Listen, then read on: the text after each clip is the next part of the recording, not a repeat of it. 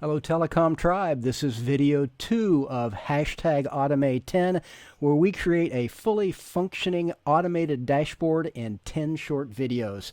On screen is the invoice table. This includes our data. We need to make a data source for the pivot table which summarizes this data.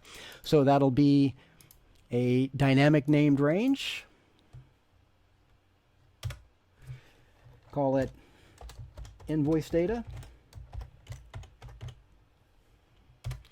And that's always a dynamic range as an offset function.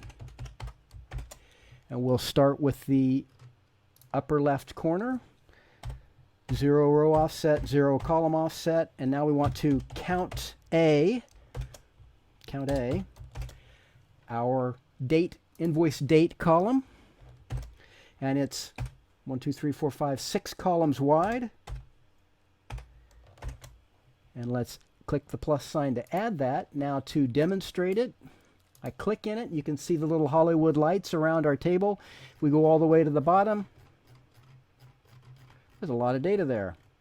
There you go. All the way to the last row of data is highlighted by our dynamic name range, which is what we wanted. Come back for the next video. Thanks.